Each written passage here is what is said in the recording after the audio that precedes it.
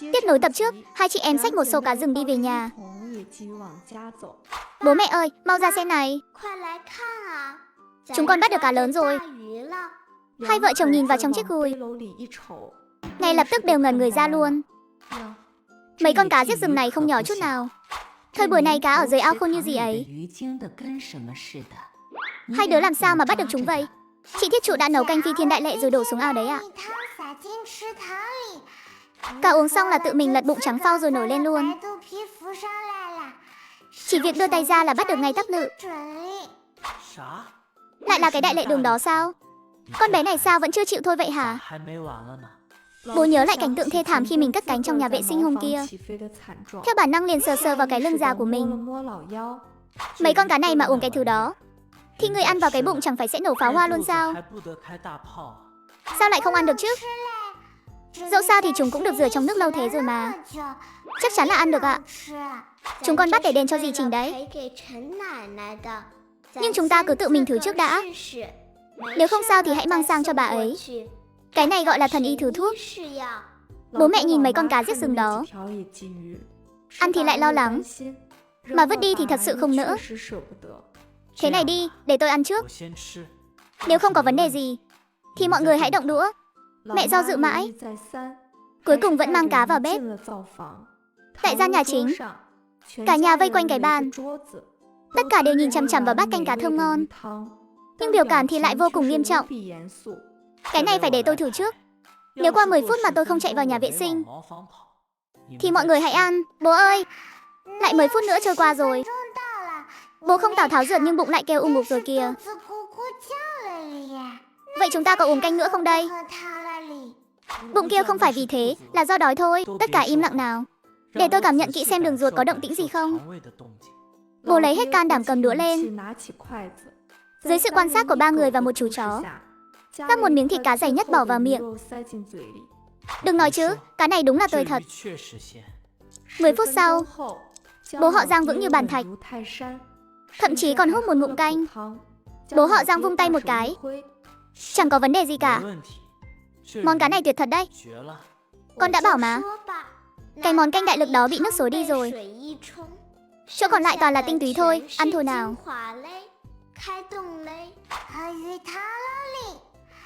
Thật là ngon quá đi mất. Hai chị em múa đũa liên hồi. Ăn uống trông thật ngon lành. Thiết Trụ, cho bạn Vương mấy miếng xương nếm thử với nào. Để xem món cá bay này rốt cuộc có vị gì. Ăn no uống say. Mẹ họ Giang mang chỗ cá còn lại sang biếu nhà bà Trần. Mạnh Nha xoa xoa cái bụng tròn xoe. Vừa quay đầu lại, đã thấy chị mình đang khom lưng lẻn ra phía cổng viện. Chị đi đâu đấy? Cho em đi với. Xịt, em đi ngủ trước đi. Chị có hành động bí mật. Nếu mẹ có hỏi thì bảo là chị đang ở đống rơm bắt chuột nhé. Nghe thấy không? Bắt chuột sao không cho em theo? Ái cha, em ngốc thế. Em cứ ngoan ngoãn ở nhà đi. Đường xá xa xôi thế này, một mình chị đi là được rồi. Không đợi Mạnh Nha hỏi thêm, Thiết Trụ đã lách người một cái, biến mất sau cánh cổng. Mạnh Nha lầu bầu thêm vài câu, rồi leo lên ghế mây. Đầu vừa nghiêng một cái đã ngủ say. Khoảng 1 tiếng sau, Thiết Trụ mồ hôi đầm đìa chạy về nhà. Mạnh Nha mau nhìn xem chị mang báu vật gì về này. Chị ơi, sao chị ra nhiều mồ hôi thế? Có phải bà Trần tìm tới không? Hay là nhà bác Trần lại có chuyện ầm ĩ rồi? Đều không phải, em xem đây là cái gì?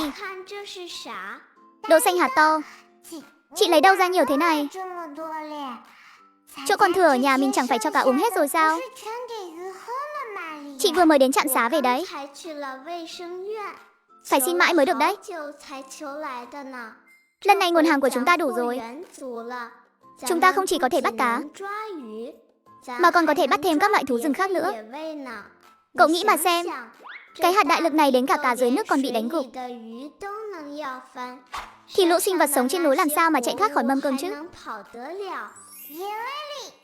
Chị ơi, vậy là mình có thể bắt được gà rừng đúng không à? Cái loại có cái đuôi dài thật là dài ấy. Thịt của con gà rừng mà lúc bay lên kêu vù lùng ấy. Thơm lắm luôn đó. Nếu mà bắt được thêm con thỏ rừng to nữa thì cái đùi đó. Cắn một miếng là ngập một mùi thịt thơm phức. Có phải là ngày nào mình cũng được ăn Tết không hả chị? Thỏ rừng trên núi này, chim cút trong bụi rậm này, thậm chí là mấy con chim cù gáy bay thật cao kia nữa, đều phải ngoan ngoãn theo chị em mình về nhà và nấu hết. Mạnh Nha nghe xong hai mắt sáng rực lên. Trong đầu toàn là đầu thỏ kho tàu và gà rừng hầm. Tiếp tục tập trước. Hai chị em chuẩn bị mang hạt đại lực đi bắt thú rừng. Mạnh Nha này, cá thì nó uống nước, nên mình phải đổ nước thuốc xuống. Lũ chim thì ăn hạt, nên mình phải làm cho mấy hạt kê này từ trong ra ngoài đều ngấm cái dược tính đó. Hiểu chưa hả? Cái này cũng giống như mẹ mình muối dưa vậy, phải ngâm cho ngấm gia vị mới được. Chỗ kê này ngâm 1 tiếng có đủ không chị? 1 tiếng là quá đủ rồi. Cái vóc dáng như Trình Tiểu Béo, uống vào mà còn chẳng đi nổi quá 3 bước.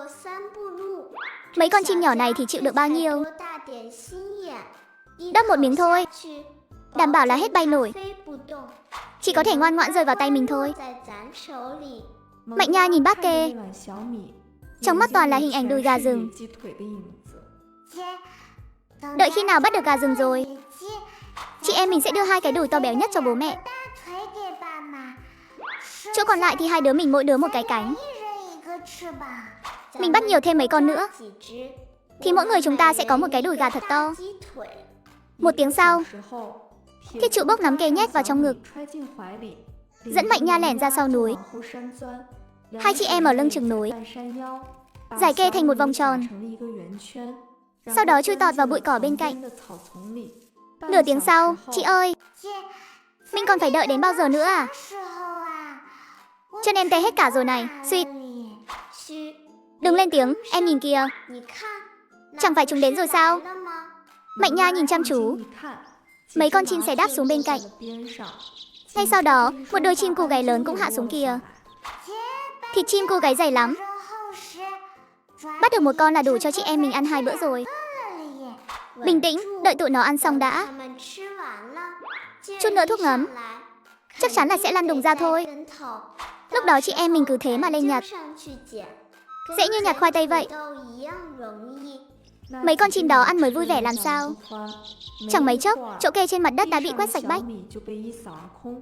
Nhưng sau khi mấy con chim đó ăn xong, chúng vô cánh, bay vút lên trời cao. Trong nháy mắt đã biến mất tiêu. Chim bay mất rồi. Trời à, nó bay còn nhanh hơn lúc nãy nữa. Không thể nào.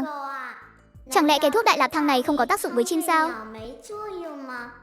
Hai chị em lại ngồi xổm trong bụi cỏ thêm nửa ngày trời, nhưng chẳng thu hoạch được cọng lông nào. Đi thôi Mạnh Nha, chắc là không bắt được chim rồi.